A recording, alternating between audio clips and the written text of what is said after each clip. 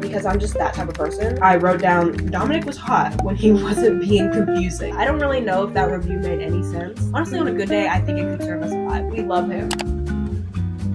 Hey guys, welcome back to my channel. In today's video, we're going to be talking about every single book that I read in 2024. I'm also filming this in the middle of the night because this is like the only free time I have. So it's kind of dark in here, but we got the lights going, so I feel like it's like a cozy vibe. But I'm going to go through all the books that I read this past year, and I'm going to tell you which ones I liked, which ones I didn't like, all that fun stuff. I read 38 books this year. My goal was 50, so I did not reach that, but it's fine. I feel like low-key I was like in a slump for a lot of the year, but I was able to find some really good books. But let's just get into this. I'm going to start with the books that I read at the beginning of 2024 and then work my way to my most recent reads. I'm excited. Are you excited? I hope you said yes. Okay, the first book that I read in 2024 was King of Pride by Anna Huang. I gave this a 4.2. I love me some Anna Huang. Like, I eat up her books. They're nice, quick, and entertaining. This is the second book in the Kings of Sin series. It follows Kai and Isabella. Kai's a billionaire. He's very introverted, quiet, more nerdy. And then Isabella's very much opposite. She's like bold, extroverted, has purple hair. So it's like opposites attract. She works as a bartender at this high-end club that Kai happens to be a member at, and that's where they meet, and it just escalates from there. If you're more into like the shy guy, extroverted girl type trope, this is for you. Next book is Things We Hide from the Light by Lucy Score. I also gave this one a 4.2. I don't know why my ratings are so oddly specific. You're gonna like see that throughout this video. In 2025, I'm making it a goal to not be so specific because some of my ratings, like, I don't even understand why I gave them the ratings that I gave them. Like, I don't know why I gave this a 4.2, but I gave it a 4.2. But I remember really liking this book. The only thing about it is that it's like so long, and so at times it just felt like it was like being dragged out. And I remember really liking the characters, especially the guy. It's like a small town romance. The main guy is the sheriff, and then the girl, I don't even remember what the girl was really doing there, if I'm being completely honest, but she was there. But I remember there was a lot of mystery in this book, and I remember thinking that the mystery was a little too much for me. Like, it just felt like it was being dragged out. But other than that, I remember loving this book. Even if I don't remember much about it, in the moment, I know I was having a good time. Okay, next we have Kiss the Sky by Krista and Becca Ritchie. This is the fourth book in the Addicted Calloway Sisters series. The series basically follows 3 different couples, and this is Rose and Connor's book, and it's their first book in the series. I gave this 5 stars. It was so good. I'm not really gonna get too deep on the plot, but it's like enemies to lovers. Well, more like academic rivals to lovers. And they're rich, there's a lot of drama. The guy in here, Connor Cobalt, I love him. I definitely recommend, but if you want to read this book, you have to read the first 3 books, but it's definitely worth it, and the first 3 books are really good too. And then we have The Final Gambit by Jennifer Lynn Barnes. This is the 3rd book in the Inheritance Games trilogy. I gave this a 4 star. I remember enjoying being in the world. I remember when I was reading the first 2 books, I binged them. Like, I was obsessed with them. Like, I think I gave the first one 5 stars, but then I read this months after because I was waiting for it to come out in paperback because I'm just that type of person. But by the time I was reading this, I was just kind of confused on what was happening. Like, some of the details were just fuzzy from the first 2 books because each book ends on a cliffhanger. But overall, I did enjoy the book. I think it wrapped up the story nicely. If you don't know, it's like a YA mystery, and there is some romance sprinkled within this. It's great, and this is the last book, so it just ties everything together. But I definitely recommend. Very quick, very fast paced. Next, we have Collided by Lauren Asher. I gave this 3.9 stars. I don't know why I gave it 3.9 stars. I really don't. I think I remember just thinking it wasn't horrible, but like a 4 would be too high. I don't know. If I'm being honest, if I were to rate it right now, I'd give it like a 3, maybe a 3.5. This is the 2nd book in the Dirty Air series, which basically just follows a bunch of F1 racers and their romances. But this follows Liam and Sophie. It's kind of like a forbidden romance because Sophie is Liam's boss's daughter, so they're not supposed to date, but they end up becoming friends, and Sophie has this bucket list that she wants to complete, and Liam is like, hey, we can do the bucket list together, and that's the book. I do remember thinking that this book was kind of just slow at times, like the plot was just kind of boring, but I did really like the guy. I love Lauren Asher, but definitely not my favorite. And then I read King of Greed by Anna Huang. This is the 3rd book in the Kings of Sin series. This is like an unpopular opinion. I loved this book. I give it 5 stars. I've never read a book like this. It's like marriage in peril. So the main characters, Dominic and Alessandra, they're already married, but like their marriage is falling apart because Dominic is just like too focused on his work and isn't paying enough attention to his marriage. So Alessandra's just like, okay,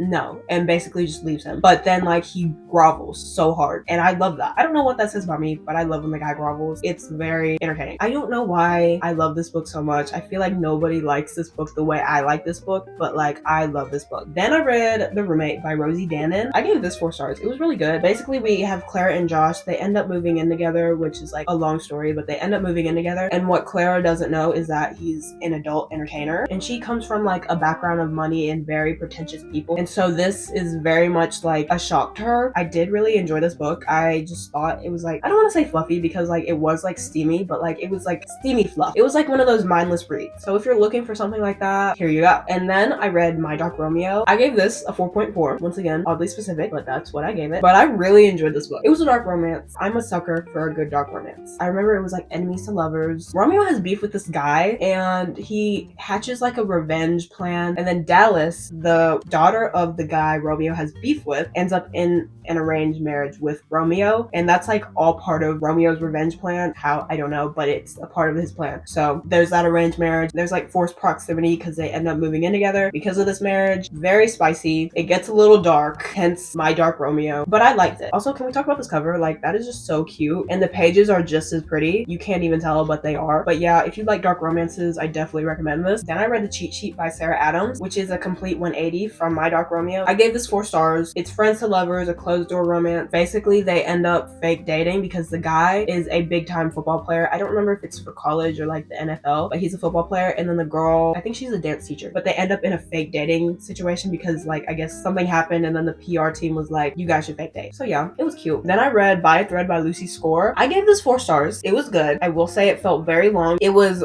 grumpy sunshine, workplace romance. He's actually like the boss, but I will say the guy, he wasn't my favorite. Like, he just gave me whiplash. Like, one minute he'd be nice, the next minute he'd be mean, and then I'm like, okay man, pick one. Okay, I have my reading journal here, and like every time I'm done reading a book, I just write down my thoughts. And the main character, his name's Dominic, I wrote down, Dominic was hot when he wasn't being confusing. Again, he was giving me whiplash. But other than that, the book was good. After that, I read Wildfire by Hannah Grace. I gave this 3.6 stars. It wasn't my favorite, but it was like a good vibe. But this takes place on a summer camp. They're both camp counselors, and I read this during the summer, so like the summer vibes were there. But I remember like the plot just kind of being boring for me, and I remember it focusing a lot on their family problems, and I felt like their family problems kind of overshadowed the romance. So I remember not really liking that. I remember really liking the characters, but the plot itself just wasn't really doing it for me. But if you're looking for like a summer book, then here you go. And then I read Hooked by Emily McIntyre. I love this book. I gave it a 4.5, but like I would probably like bump it up maybe to a 5. Like, I'm not kidding. Like, I think about this book like way too much. I don't know what that says about me. It's a dark romance, and it's the first book in the Never After series, which is a series of dark romances that are inspired by Disney stories. And it's not like a Disney retelling, but there's just like bits and pieces of Disney within the book. For instance, this book is inspired by Peter Pan. The main guy, James, his nickname's Hook, and he has a rival named Peter. And so James wants to get revenge on Peter, and the way he gets his revenge is through his daughter Wendy, who is the main girl. And so he like pursues a relationship with her, but like it's only to get back at Peter. It's like a whole messy thing. I feel like that sounds weird, but like it makes more sense if you read the book. But within the book, Emily McIntyre sprinkles little Peter Pan Easter eggs within it, and you're like, oh my gosh, I see what you did there. Again, this is a dark romance, so beware. But if you want to get into dark romances, I feel like this is a good one to start with. Then we have Caravel by Stephanie Garber. This is the first book in the Caravel trilogy. I gave it 5 stars. I loved it. It's basically fantasy, romance, and then like mystery, I guess. This whole series is basically about 2 sisters, Donatella and Scarlett, but this book is told in Scarlett's point of view. I can't even explain this book because it was so crazy. But basically, Donatella and Scarlett want to go to this event called Caravel, which is basically like this magical performance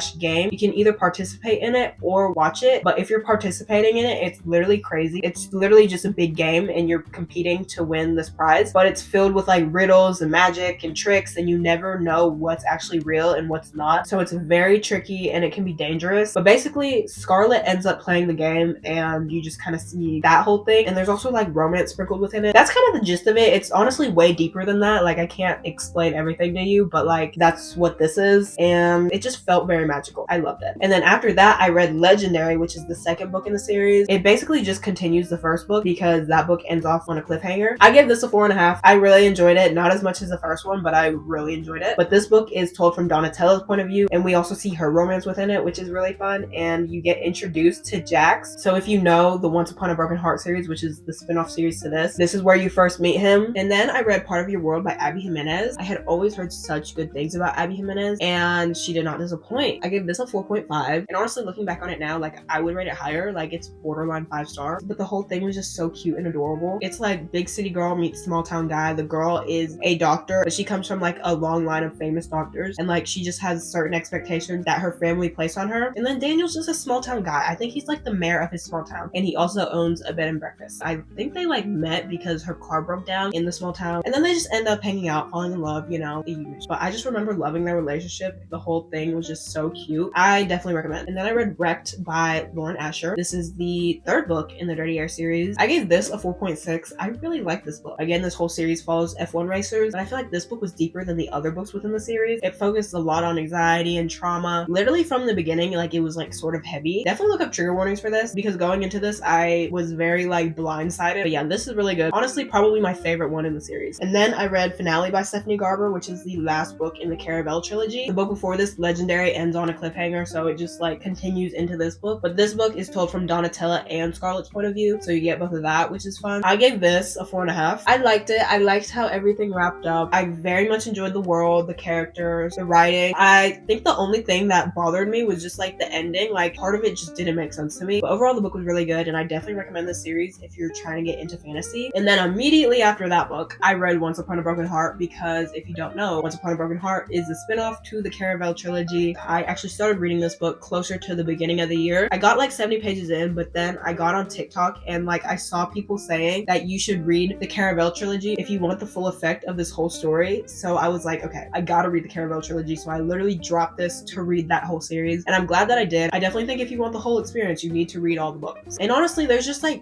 pieces that make more sense if you were to read the Caravel trilogy before reading this. But basically, this whole book follows Jax and Evangeline. Jax is a fate, which I really don't even, like I can't even explain that, but he's a fate, and Evangeline makes a deal with him, and making deals with fates is never a good idea. It always goes wrong, but she's desperate, so she makes this deal. It goes wrong, and everything just escalates from there. So you follow that, and it's their romance, and it's just great. We love Jax. And then I read Shatter Me. I just needed to see what the hype was about, and honestly, like it lived to its hype. I really enjoyed this book. I gave it a 4.5. So far, I've noticed that I give a lot of things high ratings, and I don't know if my standards are just so low or if I'm actually reading good books. But either way, I'm enjoying myself. I will say I read it for Aaron Warner. By the end of the book, I did not like Aaron Warner. I didn't understand why people liked Aaron Warner, but I was loving Juliet, and I stayed for her. It was so like girl power. Basically, this whole book, it's like dystopian and I guess fantasy, but Juliet has a lethal touch, so if you touch her, you will literally die, and they have her locked up because of it. And then one day, the reestablishment, which is like the dystopian government, decides that they want to use her as a weapon, and you just follow that. But it was good. I really liked it. And then I read Hot House Flower by Krista and Becker Ritchie. 5 stars. 5 stars. Look at my tabs. I don't know if you can see, but they are so cute. They match the cover. I just had to flex that real quick. But this is the 5th book in the Addicted / Calloway Sister series, and this is Reich and Daisy's story, and it's their first book within the series. I'm not going to talk too much about it because it's literally in the middle of a series, but famous people, drama, age gap. And what's interesting is that you see like this couple, Reich and Daisy, throughout all the other books within the series, and like you see them like flirty within those books, but then in this book you finally get it, and you're like, oh, they make so much sense. Because honestly, in the first few books, you're just kind of like, do they really need to be together? But then like you get here and you're like, yeah, they need to be together. And then I read Destroy Me, which is the novella that you have to read after Shatter Me. This is like a bind up of like 2 different novellas within the series, but I read the Destroy Me novella, which is Aaron's point of view of events that happen after the Shatter Me book, because that book ends on a cliffhanger. I gave it 4 stars. I feel like it's hard to rate novellas because they are so short, but I gave it 4 stars. I just loved reading Aaron's point of view, and after I read this, I started slowly becoming an Aaron girly, and I was like, okay, Aaron, I'm getting you now. Yeah, definitely read the novellas if you're reading the Shatter Me series, because it just gives a lot of important details that you just don't get in the regular books. And then after that, I read Unravel Me. I gave this 4 stars, but it honestly is like borderline 4 star. It low-key kind of disappointed me. It just continues the whole Shatter Me story, but if Aaron Warner was not in this book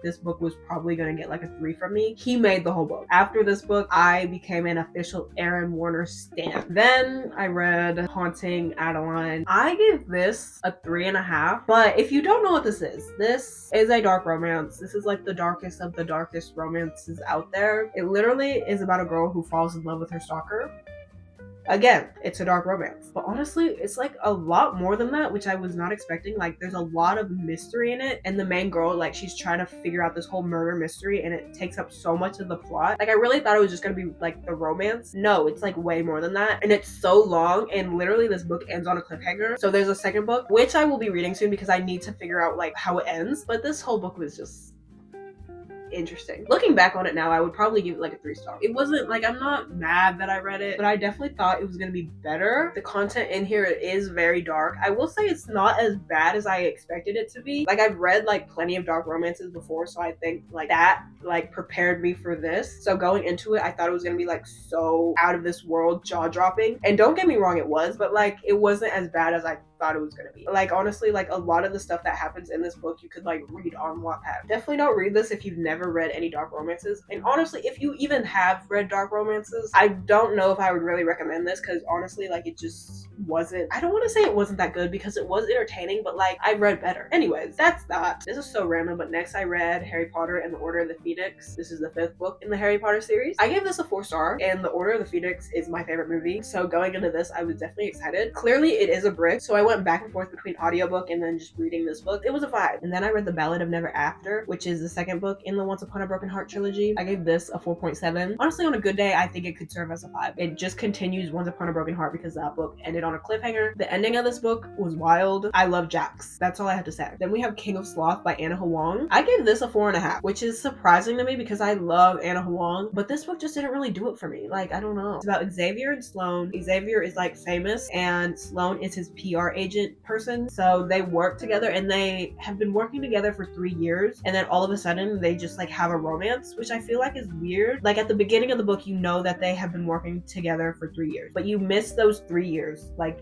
that's not in the book at all. But then all of a sudden they get into their relationship, and it's just kind of like, okay, I feel like there should be more build up to this. I remember there was a lot of family drama in this, and I mean, I didn't hate it, but like there was just a lot of it. Like, I felt like it overshadowed the romance, and I don't like when the family drama does that. I don't really know if this is like an unpopular opinion. Like, I honestly haven't looked at other people's reviews of this book, but I didn't like it that much. But like, I'm not mad that I read it because I love Anna Huang, so I gave it a 3.5. And then I read A Curse for True Love, the final book in the Once Upon a Broken Heart trilogy, and I gave this one a 4.7. I think I gave every single book in the series a 4.7, which is so weird. Like, I for real don't know why I did that, but I really liked it. The only thing that I didn't like was that there was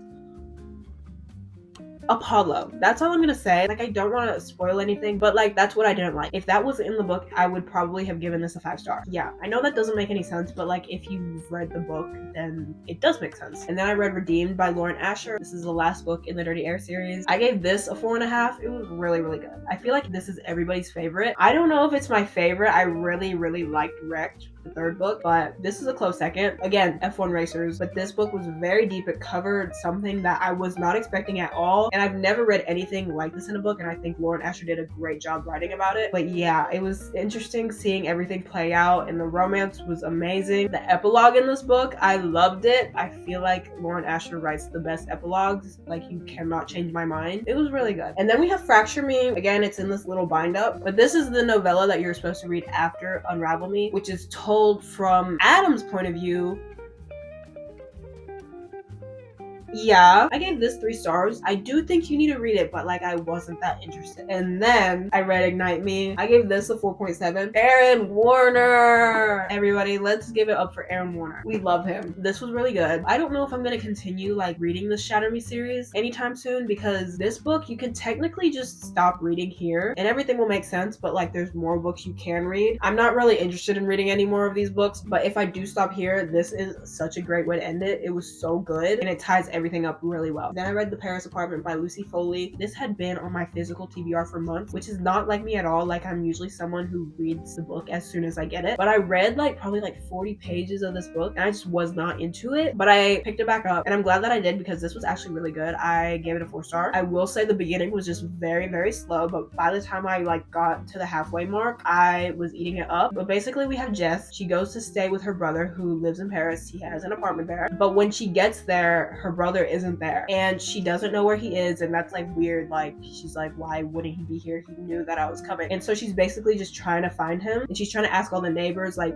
have you seen him? But the neighbors are like clearly hiding something, so we just follow Jess as she tries to figure out where her brother is. And it also gives everybody's point of view who lives in the apartment, which I really liked. I will say some of the plot twists were a little predictable, but there were other plot twists that weren't so predictable, and I was just like, oh, okay, this was literally my only thriller of the year. But but it was really good. And then I read Yours Truly by Abby Jimenez. I gave this a 5-star. This is actually part of an interconnected standalone, and the first book was Part of Your World, which I had read a few months before, but this book was amazing. It follows Brianna and Jacob. They're both doctors. Jacob is new to the hospital. Everybody hates him because of like how he acts, I guess. He's like kind of standoffish, I guess, and he's just had like some unlucky interactions. And what everybody doesn't know is that he has really bad anxiety, so he's just bad at like articulating how he feels, and he like gets nervous in situations, and because of that he gives off the wrong impression. But he has a bad interaction with Brianna and he feels so bad about it, so he writes her a letter.